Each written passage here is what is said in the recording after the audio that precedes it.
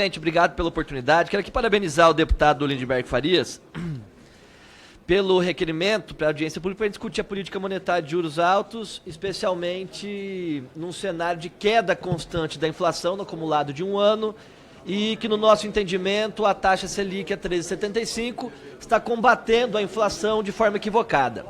A inflação brasileira ela tem alguns componentes que não são combatidas somente via contenção da demanda, mas são choques de oferta, principalmente choques de oferta internacionais, choque de oferta internacional, e com choque de oferta internacional, o que você tem a fazer é ajustar o preço.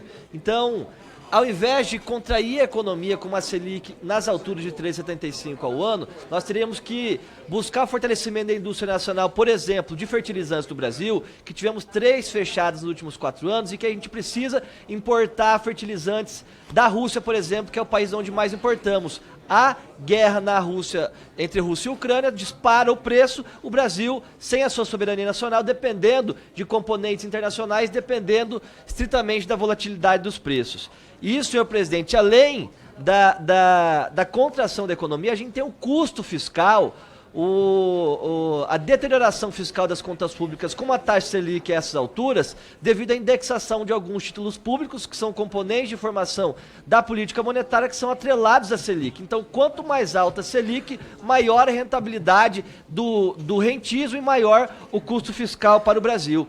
E existe um mito de que nos últimos 4 anos existiu uma economia liberal no Brasil e que isso tenha sido positivo. Isso não é verdade. Nos últimos 4 anos, deputado Lindenberg, deputado Boulos, nós tivemos o Brasil e a Turquia entre das 24 maiores economias do mundo que tiveram, ao mesmo tempo, com mais de 10% de desemprego, mais de 10% de taxa Selic real e com mais de 10% de inflação.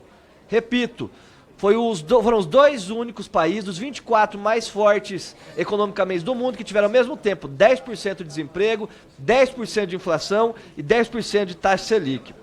Além disso, senhor presidente, se criou uma ideia de que reduzir o investimento público foi uma ideia surgida no governo do presidente Michel Temer. A gente conseguiria deslocar o investimento público para onde fosse necessário e deixar a iniciativa privada entrar. O problema é que, além disso não ser totalmente uma verdade, porque o investimento público induz investimento privado, como o presidente Lula provou de 2007 a 2010, especialmente durante a crise de 2008, em que o Brasil, em 2010, como resposta à crise, com o pilar de investimento público, do crédito e da distribuição de renda, crescemos 7,5% em um ano, o maior crescimento desde a redemocratização brasileira. Nós temos uma ideia de que os últimos 6 anos da política monetária, da política fiscal, dessa política liberal, foi totalmente equivocada. E, portanto, essa briga que nós temos com o Banco Central, que é autônomo, mas não é, ele não está aquém da fiscalização do Congresso Nacional, ele não está aquém das discussões de política monetária, especialmente nessa comissão, e que são o que tem travado a economia brasileira. E o governo Lula tem conseguido fazer a economia crescer, apesar do taxa Selic de 3,75 que nós herdamos do governo passado. Não foi uma taxa que foi inaugurada neste governo, mas foi herdada devido à política monetária equivocada e liberal, e que se combate juros somente com taxa Selic nas alturas. Ao invés de decompormos a inflação, entendermos o que é a inflação de alimento, o que é a inflação de aluguel, quais são os outros componentes da inflação, a gente coloca tudo no mesmo saco e combate toda doença com o mesmo remédio, o que isso a gente sabe que por bom senso, não é a coisa certa a se fazer. E somente nesses 3 primeiros meses, senhor presidente, nós tivemos o crescimento de 1,3% do PIB, que é 4% maior ao primeiro trimestre do ano passado. Além disso, nós já tivemos o aumento real do salário mínimo, que foi somente o primeiro ano do governo, chegamos aí na primeira metade do primeiro ano do governo do presidente Lula, tivemos já aumento real do salário mínimo, vamos fazer isso nos próximos anos. Além disso, tivemos mais médicos, que está sendo votado MP, Minha Casa Minha Vida, que a gente sabe que fomenta o setor da construção civil, que fomenta emprego a curto prazo, especialmente da mão de obra menos qualificada, que não teve oportunidade e acesso à educação. Aumento do Bolsa Família, especialmente para mães solteiras.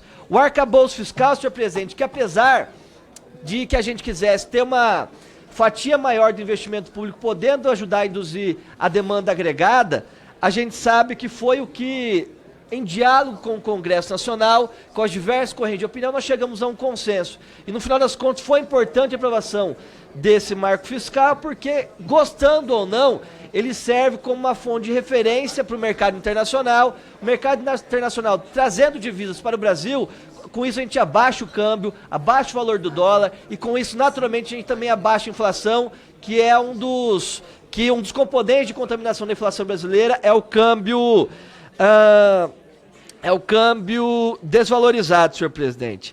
Além disso, nós tivemos, nos últimos 12 meses, um crescimento de 7 vezes seguidas da Bolsa. Nós tivemos o dólar com menor valor em um ano de 4,86, tudo isso em menos de 6 meses de governo. Ah, mas o superávit do governo, nós precisamos no ano que vem arrecadar 112 bilhões de reais para que a gente possa zerar o déficit primário. Isso é natural.